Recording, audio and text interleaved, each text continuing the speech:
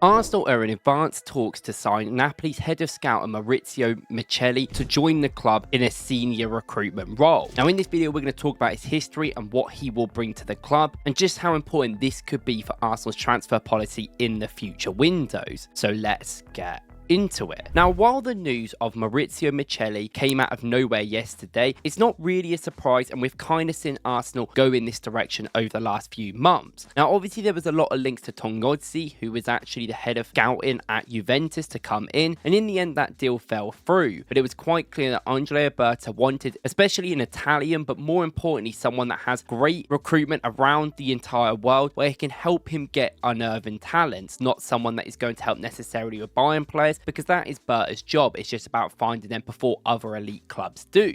Now, this is where Maurizio Micheli comes in. Now, obviously, he is being poached by Napoli, who are currently the Serie A champions and have got a lot of good young talents throughout the last couple of years at the club. And that's not the only job he has had. He's also been scouting at Bologna, at Verona, and even at Brescia and Napoli before. So he's done a lot of work and been in the game for around 24 years now. So he's someone that is very experienced. Now, while only ever working in Italy, like you will see by most of the posts that go on about him, Maurizio Micheli is someone that is known for scouting some really unnerving talents across the world. The three biggest ones that come to name are obviously Marek Hamsik, who was a brilliant player for Napoli over many years and was one of the best players over a decade there. The next one is Kim Min-jae, who when he was at Napoli was the Serie A, was one of the best defenders in the Serie A, and obviously went to Bayern and is a brilliant player for them as well. They got him from Fenerbahce from before he was at Korea. And another one is Klitschko Kvaratskhelia, who I probably don't need to discuss. You all know who he is. Obviously the European champion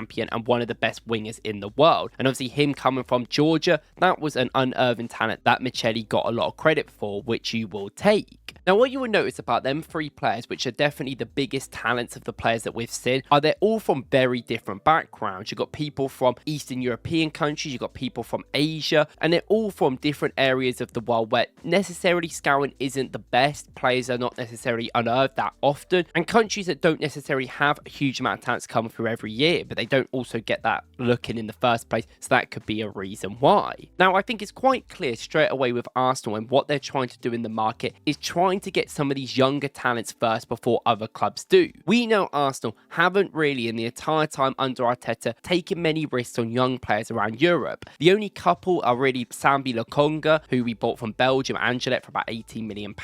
We did Fabio Vieira for obviously 30 mil from Porto, but these were two players that were relatively known and they still were playing in, I'd say, more predominant leagues than some of the players we're looking at now. Although I do think the Belgium league is a little bit lower, so maybe that was one of them ones where they kind of got burnt and then didn't want to do it again.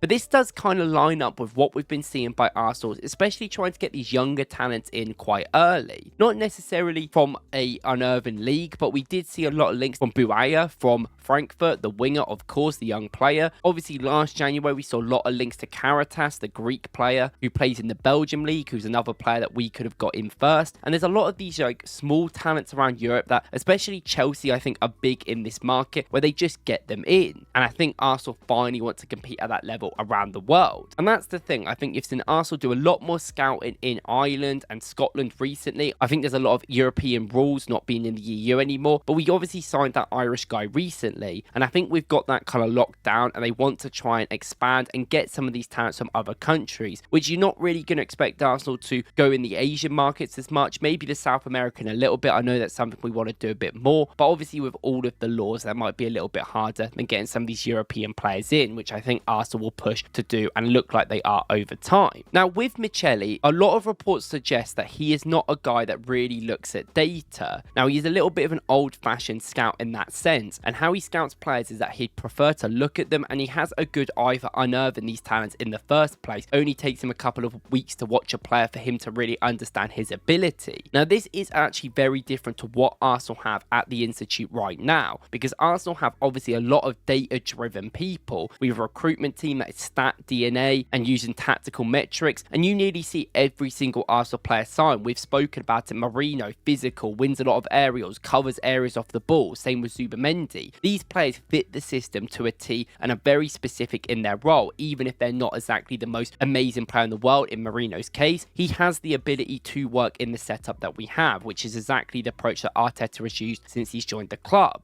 Now, I like this approach and I think it works especially for first team players. I think that needs to be a great way to buy in these players, and when Arsenal kind of have gone a little bit wayward from that tactical system, you think of Nuno Tavares, you think of Fabio Vieira, it hasn't quite worked. They've struggled with physicality, they've struggled with their place in the team, and although there's definitely some good performances from these players in there, I don't want to disregard them completely, they ultimately didn't work for the club, and I think that's why the club kind of shied away from that approach for a while. But I think this kind of shows that not only has Berta come in and he's kind of rewired the brains of a lot of the people that work at Arsenal. We have seen Arsenal go for more win now people since he's come in. We've seen Arsenal be a lot more aggressive in the market since Andrea Berta's come in as well, and I think this might be another one of them approaches. I don't think we're going to get rid of this whole stat driven thing. This is very much driven in the Premier League. Everyone uses it, especially at the highest level, but maybe it is good to get someone in who can be ahead of recruitment in terms of certain markets and will know more that is going on.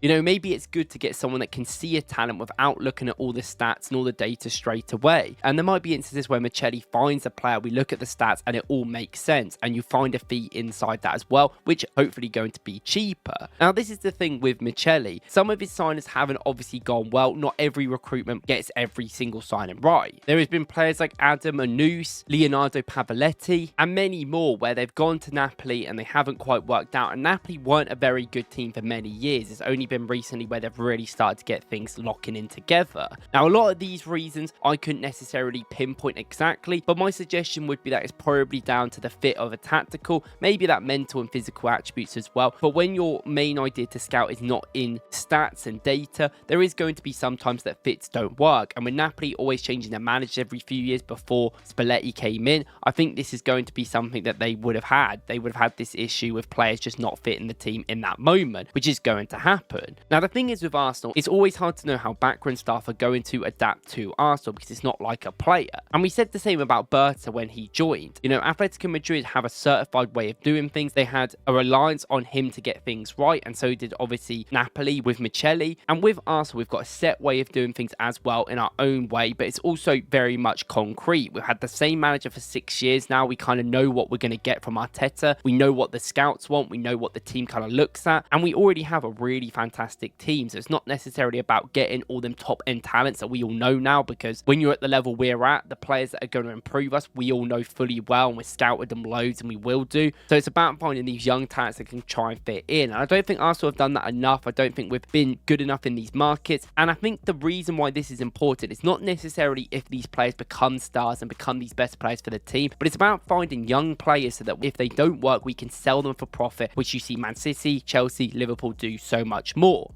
Because it's no secret that our sales at the club are probably the worst part of the recruitment and the backroom staff, and we've never really been great because we sign players on really high contracts. They kind of stay here for years when they're not wanted, and we only decide to get rid of them when we simply don't play them over years, which you need to kind of be a little bit more ruthless and get rid of players straight away if you can't think of them being in the team. A little bit like Kivior this year in a sense. But if you are able to get young players in for cheap money, let's not get this, like Caritas was linked to around 30 mil. That's not a cheap deal, but it could be worth it if he's that good of a talent. And if you can loan them out, get them experience, and then get profit for them, that is the main thing. And that's something that Arsenal need to move into a little bit more, which I'm hoping Micheli brings into the team. Now, I will say the last big thing I want to kind of point out with this guy is that he is known for finding superstars and not creating them. That's very much like what Wenger's style at Arsenal was. That's very much what Arsenal's identity over the last 30 years has kind of been quoted as we as the person that makes stars. So I do think in terms of that correlation, that does line up with the club. I think as well, Arsenal have so many talents at the club that I want to see us sign some of these young players and take some risks. I think we're all asking for some risks to be happen. This summer was fantastic. We loved it. and there was some risk taken, but it was overall quite okay. But I want to see more happen, and some of these young players come in that really give us a good ability. And it's also quite hard to know like how much of a difference this guy's going to make, because even the director of football or sporting director, we don't necessarily know the amount of impact they do day to day, but we kind of could suggest that Berta was changing the club, and I think you've seen quite a lot of that already. But ahead of recruitment is even less. This guy is purely going to be there to just get young talents in and help the team in that way, but he's not going to be doing all the negotiations probably. He's still going to be working with Berta a lot of the time, but if it gets Berta more comfortable and gets Berta more of his way, I think that's only a good thing. I know it's early days and you don't want to get too far ahead of yourself, but with the reports about what Berta was like in the summer, about he was adamant and he kind of was very stern on his opinion and ended up getting his way with the people at Eze and Hincapié signing, I have to respect that. And I know there's going to be signings that he makes that people aren't going to agree with, like a Victor Gyökeres, or there's going to be players that he says no to, like a João Garcia. I get that. It's not always going to be the most black and white thing and going to be the best thing for the club, but I do like someone making hard-hitting decisions, which I think we needed for a long time. And I think that this is another person that's coming in that looks like he will do that. He'll unearth some great young talents that we can hopefully get in the future. And it not only just kind of moves Arsenal away from that Edu and the whole system we had before with Tim Lewis as well. I think it gets us in a situation where we're moving like a modern day elite club. And we are a modern day elite club, and we are one of the best teams in the world. So if we get the board right, we get the players right, I'm sure great things will continue to come for this team. So I just think it is another great direction to go in, and I think it is really, really positive news. But we're never really going to know the impact until he actually comes in and we start seeing some transfer windows. Thank you guys for watching. Let me know what you think about Maurizio Micheli joining the club in the comments. See you in the next one.